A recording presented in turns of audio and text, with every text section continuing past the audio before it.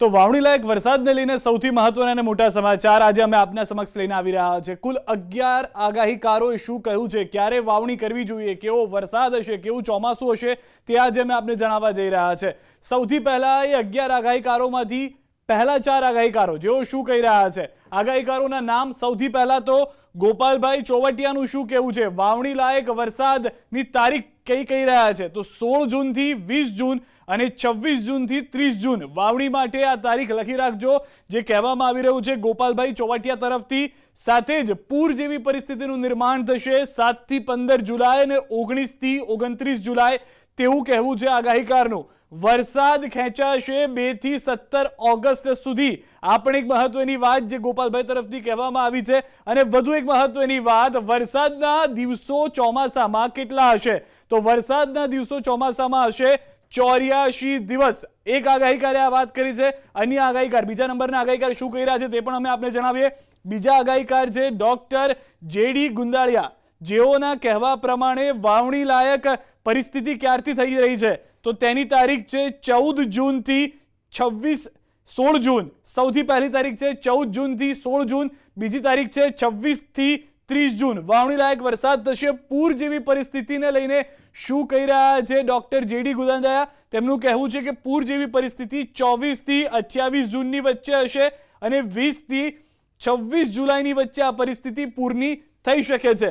વધુ એક મહત્વની વાત, વરસાદ ખેંચાશે કે કેમ, તો 4 થી 17 ઓગસ્ટ વરસાદ ખેંચાઈ શકે। અને સૌથી વધારે મહત્વની વાત, ખેલૈયાઓ માટે ચિંતાની વાત, નવરાત્રીને લઈને 30 ઓગસ્ટ થી 15 સપ્ટેમ્બર સુધી પણ વરસાદ હોવો શક્ય છે તેવું તેમના તરફથી કહેવામાં આવ્યું છે। બીજી મહત્વની વાત, વરસાદના દિવસો કેટલા, તો અહીંયા આગળ 48 વરસાદના દિવસો હોવાની શક્યતા વ્યક્ત કરવામાં આવી છે તેમના તરફથી।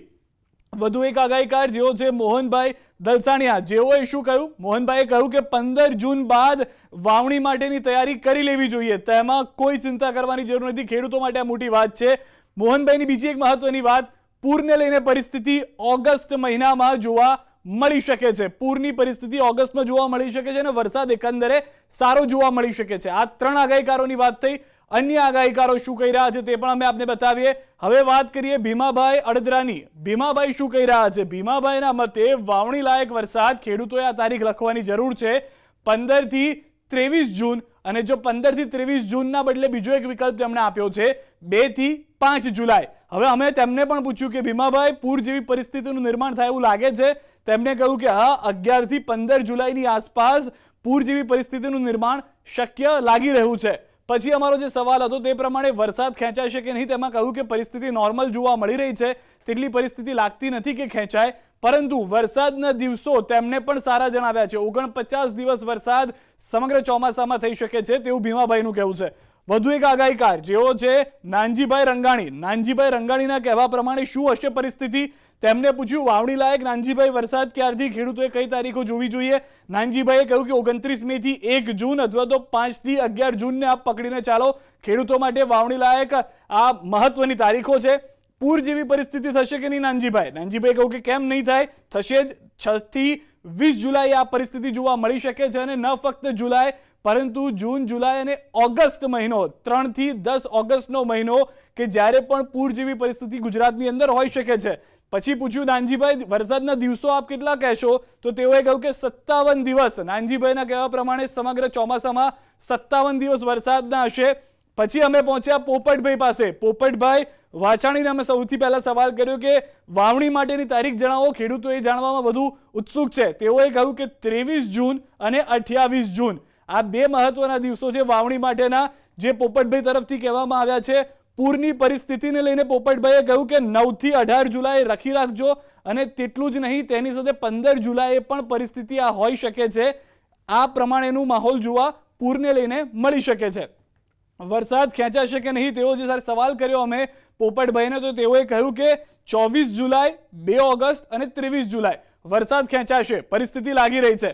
પરંતુ એ ચિંતાની વાત જે પોપટભાઈએ કરી કે તેઓએ દિવસો ખૂબ જ ઓછા કહ્યા છે અમને, વરસાદને લઈને સમગ્ર ચોમાસામાં ફક્ત 32 દિવસ જોવા મળી શકે છે વરસાદ, તેવું તેમનું કહેવું છે। આ 6 આગાહીકારોની વાત થઈ। કુલ 11 આગાહીકારો વિશે આજે અમે આપને જણાવવા જઈ રહ્યા છે। અન્ય આગાહીકારો શું કહી રહ્યા છે તે પણ હવે આપને જણાવીએ। હવે આવ્યા ભગવાનજી સુરાણી. ભગવાનજી પાસે અમે પહોંચ્યા કે ભગવાનજી શું પરિસ્થિતિ છે, ભગવાન શું કહી રહ્યા છે. ભગવાનજીએ કહ્યું કે વાવણી લાયક વરસાદની પરિસ્થિતિ 8 થી 14 જૂનની વચ્ચે અથવા તો પછી 28 જૂનથી 4 જુલાઈ વચ્ચે. ખૂબ જ વહેલી તેમણે કહી 8 થી 14 જૂન. અત્યાર સુધી એવી કોઈ જોવા નહોતી મળતી પરિસ્થિતિ. પરંતુ ત્યારબાદ પૂરની પરિસ્થિતિને લઈને જ્યારે અમે વાત કરી તો તેઓએ કહ્યું કે 17 થી 26 ઓગસ્ટ પૂરની પરિસ્થિતિ સમગ્ર ગુજરાતની અંદર જોવા મળી શકે છે. વરસાદ ખેંચાઈ શકે છે કે કેમ? 5 જુલાઈથી 6 ઓગસ્ટની વાત તેઓએ કરી છે. ભગવાનજીને અમે એ પણ સવાલ કર્યો કે ચોમાસું છે ભગવાનજી, કેટલા વરસાદના દિવસો આપ જોઈ રહ્યા છો? તેઓએ કહ્યું કે 58 દિવસો વરસાદના અમે જોઈ રહ્યા છે. ભગવાનજી બાદ અમે પહોંચ્યા દિનેશભાઈ રાખોલિયા પાસે. દિનેશભાઈ રાખોલિયાને અમે સવાલ કર્યો કે વાવણી લાયક વરસાદ હતો તો વાવણી માટેના દિવસો કયા? દિનેશભાઈએ કહ્યું કે ચલો એ પણ કહી દઉં, 9 થી 11 જૂન અને 20 થી 23 જૂન. તો જૂનની શરૂઆતમાં જ આ પરિસ્થિતિ જોવા મળી રહી છે કે જ્યારે વાવણી માટેની સારી તારીખો નીકળી છે, ત્યારબાદ પૂરની પરિસ્થિતિ ક્યારે થઈ શકે છે? 1 થી 8 ઓગસ્ટમાં પૂરની શક્યતાઓ જોવા મળી રહી છે. વરસાદ ખેંચાશે તો તેમનું કહેવું હતું કે 7 થી 20 ઓગસ્ટની એ તારીખ હશે. અને સૌથી વધારે મહત્વની વાત, કેટલા દિવસ સમગ્ર ચોમાસામાં વરસાદ થશે? તેઓએ કહ્યું 44 દિવસ ચોમાસામાં વરસાદ જોવા મળી શકે છે. હવે વાત કરીએ, રજનીકાંત લાડાણી પાસે પહોંચ્યા. રજનીકાંતભાઈને અમે પૂછ્યું કે રજનીકાંતભાઈ, ખેડૂતોને તારીખ જાણવી છે વાવણીને લઈને. તેઓએ કહ્યું કે એ છે 12 થી 18 જૂન, જ્યારે વાવણી લાયક સારી એવી તારીખો નીકળી છે, અથવા તો ત્યારબાદ છે 11 થી 23 જુલાઈની. ઠીક છે, અમે કીધું કે પૂર જેવી પરિસ્થિતિ લાગે છે કે કેમ? તો તેઓએ કીધું કે હા, કેમ નહીં. 24 ઓગસ્ટથી 3 સપ્ટેમ્બર એવી પરિસ્થિતિ લાગી રહ્યું છે કે ગુજરાતમાં પૂર હશે. મોટાભાગના આગાહીકારો પ્રમાણે ઓગસ્ટ મહિનો મહત્વનો છે કે જ્યારે પૂર જેવી પરિસ્થિતિ છે. વરસાદ ખેંચાશે કે નહીં? તો તેઓએ કહ્યું કે 22 જૂનથી 10 જુલાઈ અને 22 થી 26 જુલાઈ આ વરસાદ સળંગ જોવા મળી શકે છે ખેંચાતો. અને સૌથી વધારે મહત્વની વાત અને ખેડૂતો માટે રાહતની વાત, કેટલા દિવસ સમગ્ર ચોમાસામાં વરસાદ થશે? તેઓએ કહ્યું 57 દિવસ વરસાદ જોવા મળી શકે છે. હજુ વધુ આગાહીકારો પાસે અમે પહોંચ્યા. તેઓ પાસેથી પણ અમે એક એવરેજ લેવાનો પ્રયાસ કર્યો. નિલેશભાઈ વાલાણી પાસે અમે ગયા. નિલેશભાઈને પૂછ્યું, નિલેશભાઈ, વાવણી લાયક ખેડૂતો માટેની તારીખ કઈ હોઈ શકે છે?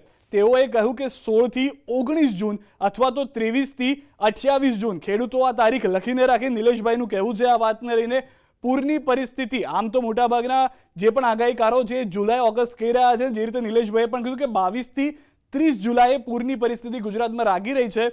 વરસાદ ખેંચાશે તો તેમનું કહેવું હતું કે હા, 3 થી 12 ઓગસ્ટ અને 5 થી 25 સપ્ટેમ્બર સૌથી વધારે તેઓએ આ વાત કરી છે. અને નિલેશભાઈ કે જેઓએ સૌથી વધુ દિવસ કીધા છે ચોમાસામાં વરસાદને લઈને, નિલેશભાઈના કહેવા પ્રમાણે વરસાદના દિવસો સમગ્ર ચોમાસાની અંદર 86 દિવસ હશે. જે સૌથી વધારે આગાહી કરનાર આગાહીકાર છે નિલેશભાઈ વાલાણી. આખરી અને અંતિમ પ્રફુલભાઈ જાદવ નથી. તે બાદ અન્ય આગાહીકારોની પણ વાત કરીશું. પ્રફુલભાઈ જાદવ પ્રમાણે 3 થી 9 જૂન અને 16 થી 30 જૂન વાવણી લાયક વરસાદ હોઈ શકે છે. તેની સાથે સાથે પૂરની પરિસ્થિતિ, તો તેઓએ કહ્યું કે 14 થી 20 જુલાઈ અને 24 થી 31 જુલાઈ પૂરની પરિસ્થિતિ હોઈ શકે છે.